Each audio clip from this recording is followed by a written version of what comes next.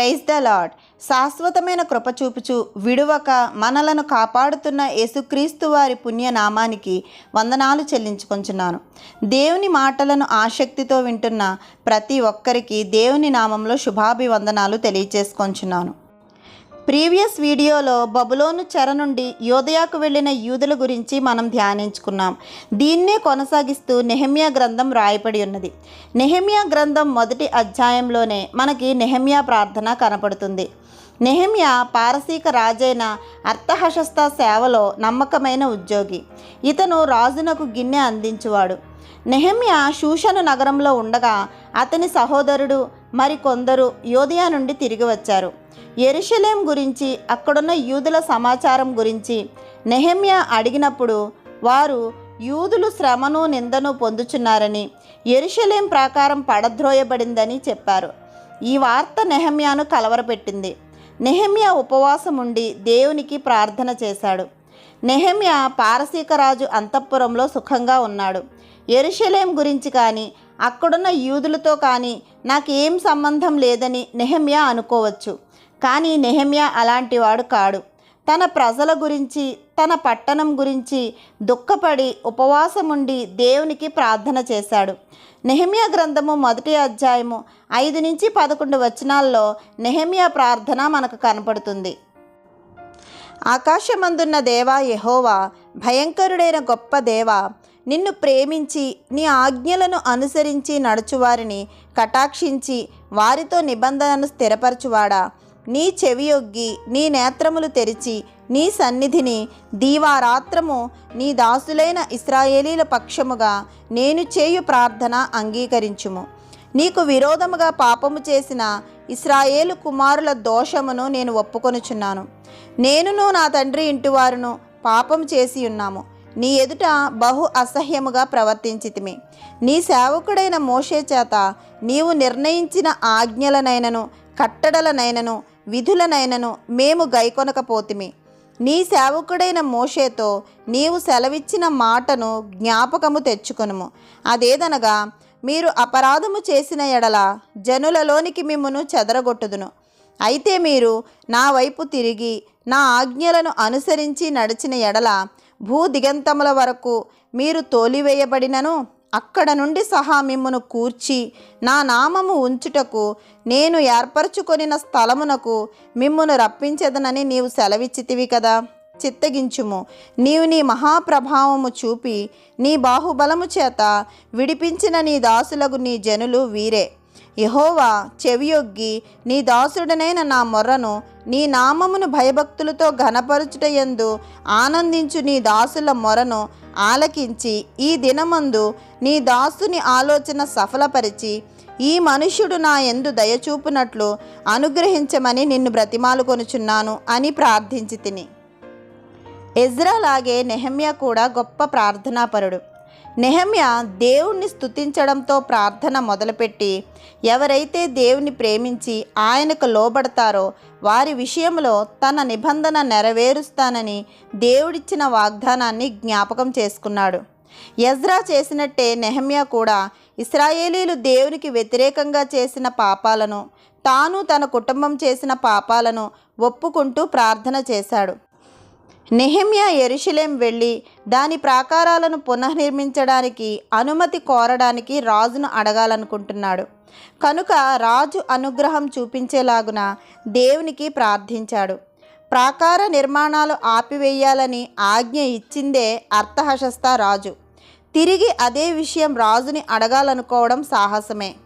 తాను నివసించడానికి దేవుడు ఎంచుకొనిన ప్రత్యేక పట్టణం యెరూషలేము. కనుక ఆ పట్టణ ప్రాకారములు మరమ్మతులు లేకుండా పాడుబడి ఉండటం దేవునికే అగౌరవమని నెహెమ్యా నమ్మాడు. ప్రాకారాలు అంటే గోడలు. గోడలు కట్టడానికి ఇంత ఆలోచన ఏంటి అంటే, ఆ దినాల్లో పట్టణం చుట్టూ పెద్దగా ఎత్తుగా ఈ ప్రాకారాలు ఉండేవి. ఈ ప్రాకారాలే పట్టణానికి కవచం లాంటివి. ప్రాకారాలు లేని పట్టణం మీదకి ఎవరైనా ఎప్పుడైనా దాడి చేయవచ్చు. యెరూషలేం ప్రాకారం అంటే చిన్న విషయమేమీ కాదు. ఇది 4018 మీటర్ల ఎత్తు కలిగిన గోడ. ఈ ప్రాకారము యెరూషలేం పట్టణానికి భద్రతా వలయం లాంటిది. ఈ ప్రాకారమును బట్టి నెహెమ్యా దేవుని యొద్ద ప్రార్థన చేయగా దేవుడు నెహెమ్యా మనవిని ఆలకించాడు. నెహెమ్యా ముఖంలో విచారం గమనించిన రాజు, ఎందుకు విచారంగా ఉన్నావు అని అడిగినప్పుడు నెహెమ్యా అన్ని సంగతులను వివరించాడు. నెహెమ్యా అడిగిన విన్నపాలను రాజు అనుమతించాడు. ఇంకా నెహెమ్యాను యోదాకు ఒక గవర్నర్గా నియమించాడు. తన కూడా రాజభటులను కావలిగా పంపించాడు రాజు. నెహెమ్యా యెరూషలేం చేరుకున్నప్పుడు పడిపోయిన ప్రాకారాలను రాత్రిపూట వెళ్ళి పరిశీలించాడు. ప్రాకారాలు పునర్నిర్మించడానికి ప్రజలందరినీ పురికొల్పాడు. అయితే ఇక్కడ కూడా వ్యతిరేకత సన్బల్లటు టోబియా రూపంలో వచ్చింది. ప్రాకార నిర్మాణం మొదలైంది. ఎవరికి ఏ పని అప్పగించారో వారు ఆ పనిని చేయిచూ వచ్చారు. నెహెమ్యా వ్యతిరేకులు యూదులను ఎగతాళి చేసి వారిని దుర్భాషలాడి నిరుత్సాహపరచాలనుకున్నారు. నెహెమ్యాకు ఎదురు తిరిగేలాగా చేసి నిర్మాణాన్ని ఆపివేయించాలి అనుకున్నారు. అయితే నెహెమ్యా ప్రతికూల పరిస్థితిని ప్రార్థన ద్వారా ఎదుర్కొన్నాడు. శత్రువులు తమపై దాడి చేయాలనుకుంటున్నారు అని తెలుసుకున్న నెహెమ్యా అందరినీ ఆయుధాలు ధరించి పనిచేయమన్నాడు. వారు ఆయుధాలు ధరించి పనిచేశారు. తన ఆధీనంలో ఉన్న పనివారిలో సగం మందిని ఆయుధాలు ధరించిన కావలివారుగా నియమించాడు. వారు ఒక చేత్తో ఆయుధం పట్టుకొని ఒక చేత్తో పనిచేశారు. బట్టలు ఉతుక్కోవడానికి తప్ప మరి దేనికి మార్చుకోకుండా పనిచేశారు. ఈలోపు యూదుల్లో వారిలో వారికే భేదాలు వచ్చాయి. ధనవంతులైన యూదులు పేదవారైన యూదులకు అప్పులు ఇవ్వడం, స్థలాలు గృహాలు తాకట్లు పెట్టుకోవడం, కుటుంబ సభ్యులను బానిసలుగా అమ్మడం, ఇలాంటి సమస్యలు వచ్చినప్పుడు నెహెమ్యా వారిని గద్దించాడు. వారు చేయనిది మంచిది కాదని చెప్పినప్పుడు ప్రజలందరూ నెహెమ్యా మాటలకు లోబడ్డారు.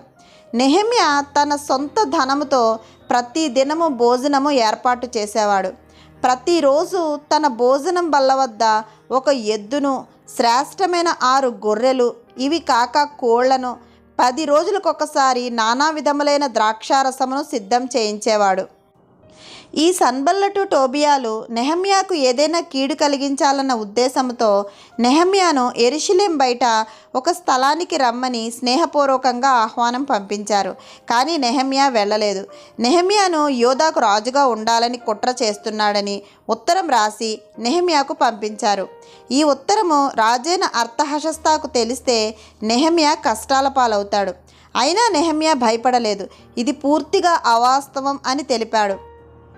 నెహెమ్యా షెమయా అనే ప్రవక్త వద్దకు వెళ్తాడు.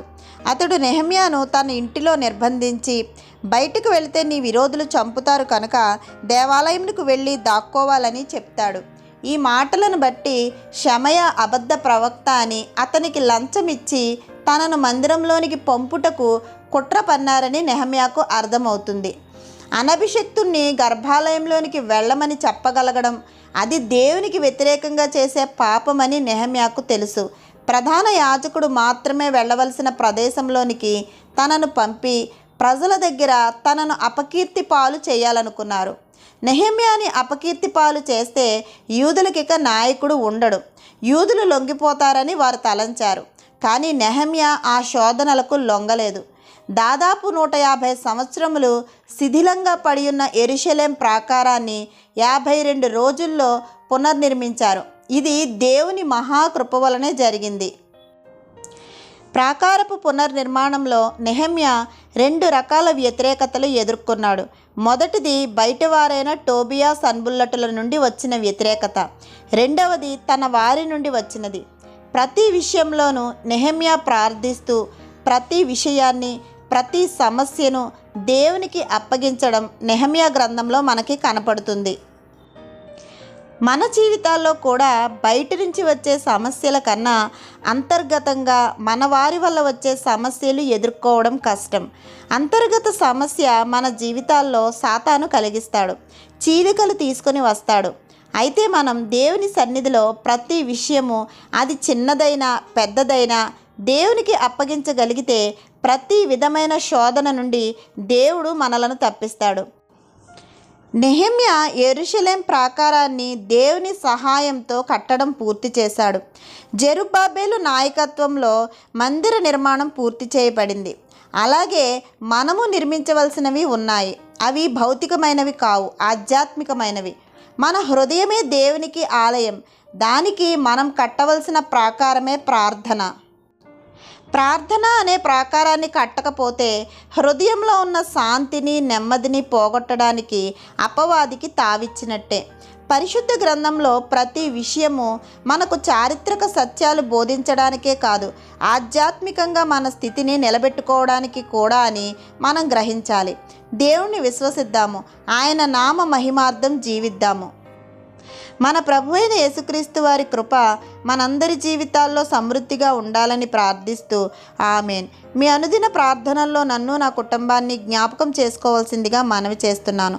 దేవుని మాటలు మీకు నచ్చితే లైక్ చేయండి, సబ్స్క్రైబ్ చేయండి. దేవుని మాటలను అనేకులకు షేర్ చేయండి. ఇంకా పరిశుద్ధ గ్రంథంలో భక్తులు చేసిన ప్రార్థనలను, విజ్ఞాపనలను మనం ధ్యానం చేసుకోవడానికి కావలసిన దేవుని కృపా నడిపింపుల కొరకు మనందరము ప్రార్థిద్దాం. ఆమేన్.